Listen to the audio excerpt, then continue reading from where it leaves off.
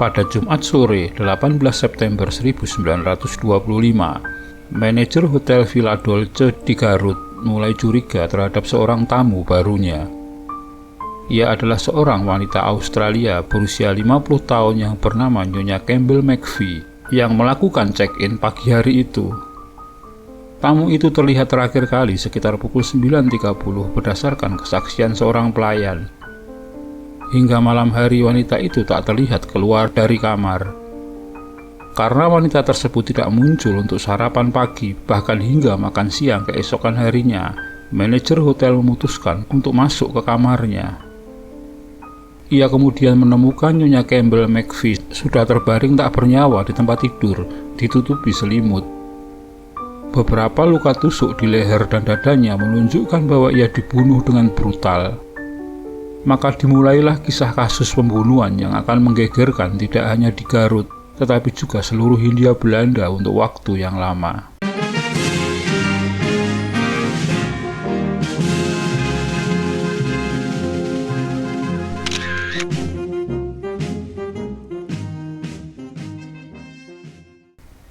Namun sebelum dilanjutkan video ini, mohon bantuannya untuk mengklik tombol subscribe di bawah ini bagi Anda yang belum berlangganan channel ini, guna bersama-sama membangun channel ini dan agar Anda tidak ketinggalan update terbaru dari channel ini.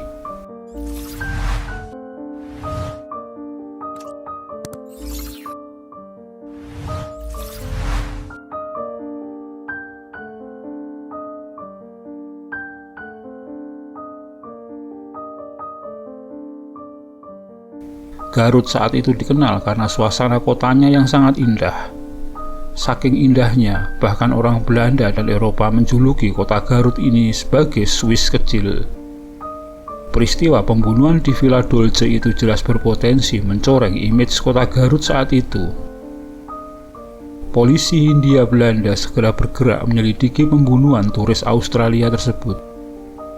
Semua yang berada di dalam hotel, baik karyawan maupun tamu-tamu, menjadi target pertama penyelidikan. Motif perampokan diabaikan karena kondisi seluruh barang-barang berharga milik korban ditemukan dalam kondisi utuh. Korban bahkan masih memakai arlojinya saat diketemukan. Arloji adalah barang yang sangat mewah kala itu. Dari situ polisi mengabaikan pelakunya adalah kaum pribumi, baik pribumi yang ada di dalam hotel atau di luar hotel. Menurut polisi, pribumi tidak akan berani melakukan pembunuhan orang kulit putih tanpa motif merampok. Maka fokus polisi kemudian mulai membidik orang kulit putih atau setidaknya orang asing sebagai pelakunya. Apalagi kemudian muncul bukti-bukti baru. Sebuah buku milik korban diketahui hilang. Selain itu, diketemukan sebuah coretan puisi dengan inisial EN di dalamnya. Polisi juga mencurigai seorang warga negara Australia lain di hotel itu yang bertingkah laku aneh. Status korban sebagai istri konsul Spanyol di Sydney menguatkan dugaan bahwa motif pembunuhan ini terkait dengan statusnya itu. Kesimpulan polisi tersebut dianggap sudah matang dan tinggal dilakukan investigasi lebih lanjut. Maka sesaat setelah pemakaman korban, kamar hotel sebagai tempat kejadian perkara segera dibersihkan. Kamar itu kemudian steril sepenuhnya, termasuk kemungkinan hilangnya seluruh sidik jari. Kondisi ini adalah cara agar situasi kembali normal, karena berita buruk terkait hotel ini bisa merusak citranya. Namun media mempunyai persepsi yang berbeda daripada polisi. Bahkan mereka menganggap kinerja polisi ceroboh dengan membuat kesimpulan yang terburu-buru seperti itu, termasuk terburu-buru membersihkan TKP. Setelah media ramai memberitakan kecerobohan itu, pemerintah pusat pun akhirnya turun tangan. Jaksa penuntut umum Mr. Eindhoven bersama dengan Kepala Reserse di Batavia, Komisaris B.R. van der Moos, diturunkan untuk menangani kasus ini. Setelah beberapa hari bekerja, mereka berdua membuat kesimpulan sebaliknya. Mereka menghapus kecurigaan bahwa pelakunya orang Eropa dan Australia dan mulai melihat indikasi pelakunya adalah orang pribumi. Salah satu pelayan hotel akhirnya bersaksi telah melihat rekannya pelayan lain melemparkan koper ke dalam sebuah sumur. Kedua koper itu kemudian diketemukan di dasar sumur dan memang kemudian dipastikan milik korban. Kondisi kedua koper itu telah kosong. Kemungkinan besar ia dibuang setelah diambil isinya. Orang yang membuang koper tersebut diketahui bernama Rahman, mandor kereta api atau biasa disebut pelari hotel itu. Rahman mengakui bahwa ialah yang membuka kamar hotel dan mengambil koper-koper korban. Namun ia menyangkal tuduhan telah melakukan pembunuhan. Rahman mengaku bahwa seorang temannya bernama Encim yang merencanakan perampokan itu. Encim bersama seorang blasteran Inggris India yang bernama Ruben, yang merupakan karyawan di hotel lain, itulah pelaku penusukan brutal tersebut. Pernyataan Rahman ini mendapat pembenaran dari seorang pelacur bernama Nyi Enoh yang malam itu disewa oleh Rahman. Temuan tersebut kemudian dikembangkan oleh polisi. Semua tersangka dibawa ke Batavia untuk diperiksa lebih lanjut. Interogasi terhadap Encim dan Ruben menguatkan pernyataan Rahman. Pisau dengan bekas darah korban kemudian diketemukan. Encim yang awalnya bersikeras membantah keterlibatannya menyerah dan mengakui aksinya dalam peristiwa pembunuhan itu. Encim menyatakan bahwa Rubenlah yang telah mengajaknya melakukan kejahatan tersebut dengan embel-embel uang. Namun penyelidikan kasus pembunuhan itu dianggap lambat oleh media. Sudah lebih dari setengah tahun berlalu, polisi belum berhasil mengungkap motif sebenarnya dari pembunuhan tersebut dan belum ada satupun tersangka dijatuhi hukuman. Status korban sebagai istri pejabat membuat kasus ini menjadi sorotan. Dampak berlarutnya dari kasus ini kemudian mulai terasa. The Indian Koran pada terbitannya 4 April 1926 menulis bahwa dampak peristiwa itu adalah takutnya calon-calon pelancong datang ke Garut atau bahkan ke Hindia Belanda. Pemerintah kolonial bergerak cepat. Sidang pengadilan pun digelar. Majelis Hakim Landrat atau pengadilan negeri terdiri dari seorang hakim ketua berdarah Eropa yang bernama F.A. Volkersma yang didampingi beberapa hakim pribumi. Tersangka Rahman dijanjikan akan dibebaskan dari tuduhan asal bersedia menjadi saksi utama. Untuk mencegah para terdakwa saling menyangkal, pengadilan dilakukan secara terpisah. Terdakwa Encim disidang terlebih dahulu. Pada persidangan pertama, sekali lagi Encim menyangkal semua tuduhan. Tapi sekali lagi pula ia menyerah setelah ditunjukkan semua bukti dan saksi.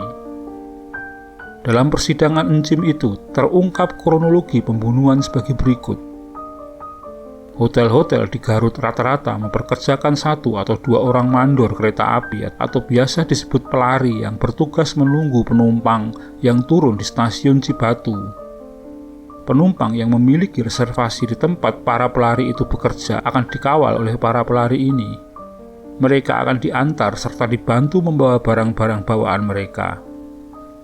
Para pelari antar hotel saling mengenal satu sama lain dengan baik karena mereka sering bertemu dan berkomunikasi. Encim dan Rahman bekerja untuk Hotel Villa Dolce, sementara Ruben yang blasteran Inggris dan India bekerja di hotel lain. Pada hari yang naas itu, tanggal 18 September 1925 itu, setibanya di stasiun Cibatu, Nyonya Campbell McVie ternyata memiliki reservasi ke Hotel Villa Dolce. Oleh karena itu dia diawasi dan dilayani lebih lanjut oleh Rahman. Namun ternyata Ruben diam-diam mengawasi Nyonya Campbell. Apalagi penampilan Nyonya Campbell nampak glamor dan terkesan kaya raya. Ruben segera memberitahu Encim dan Rahman bahwa ia ingin bertemu mereka nanti untuk membicarakan sesuatu yang penting dengan mereka. Pertemuan itu akhirnya terjadi di halaman Villa Dolce. Ruben memberitahu Encim bahwa kondisi hotel tempatnya bekerja tidak sedang dalam kondisi baik. Mereka kalah bersaing. Sudah jarang tamu datang ke hotel tempatnya bekerja sehingga penghasilannya berkurang drastis. Karena itu dia mengutarakan niat untuk membunuh dan merampok Nyonya Campbell untuk menurunkan citra Hotel Villa Dolce. Encim dijanjikan uang sejumlah 200 florin jika bersedia membantunya. Sementara guna memperlancar aksi, Rahman dilibatkan dalam persekongkolan tersebut. Tapi di depan pengadilan, Encim tetap mengatakan bahwa ia tidak mengetahui motif Ruben selain itu. Encim bahkan mengatakan hingga persidangan itu digelar, ia belum menerima sepeser pun uang yang dijanjikan. Hakim kemudian memvonis Encim hukuman penjara seumur hidup atas pembunuhan Nyonya Campbell. Beberapa bulan kemudian persidangan Lanrat dilanjutkan guna mengadili Ruben. Dalam persidangan itu, istri wali kota Sukabumi diminta untuk menjadi penterjemah karena Ruben hanya bisa berbahasa Inggris. Di persidangan tentu saja Ruben ngotot bahwa ia tidak bersalah. Ia ganti menuduh Encim sebagai otak pembunuhan itu. Akhirnya, seperti halnya Encim, Ruben juga dijatuhi hukuman penjara seumur hidup. Pasca vonis tersebut, masyarakat pariwisata Garut bisa sedikit tenang. Namun tetap saja ada yang mengganjal berkaitan motif pembunuhan itu. Apalagi yang diambil hanyalah 2 koper tanpa barang-barang berharga seperti perhiasan yang masih utuh tak tersentuh di dekat mayat korban. Jika alasan Ruben adalah untuk memperburuk citra Hotel Villa Dolce agar hotel tempatnya bekerja menjadi berjaya, itu juga tak bisa diterima akal. Ruben hanyalah seorang karyawan rendahan biasa dan kondisi hotel tempat Ruben bekerja juga tidak akan diuntungkan jika citra Villa Dolce runtuh. Hotel Villa Dolce unggul terhadap hotel-hotel lain di Garut karena lokasinya strategis dan berada paling dekat dengan stasiun Cibatu. Kemudian muncul spekulasi tentang target sebenarnya dari pembunuhan itu, yaitu dokumen-dokumen penting dalam koper-koper yang dibawa Nyonya Campbell.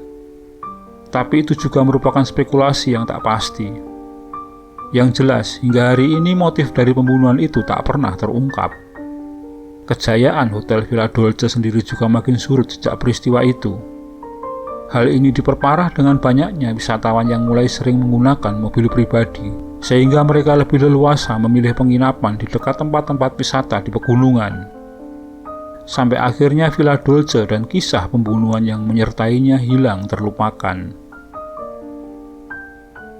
Demikian sepenggal kisah pembunuhan yang terjadi di Garut sekitar 1 abad yang lalu. Terima kasih telah menyaksikan video ini hingga selesai, semoga bermanfaat. Dan sekali lagi, jika Anda berkenan silahkan subscribe, like, komen, dan share untuk teman-teman Anda.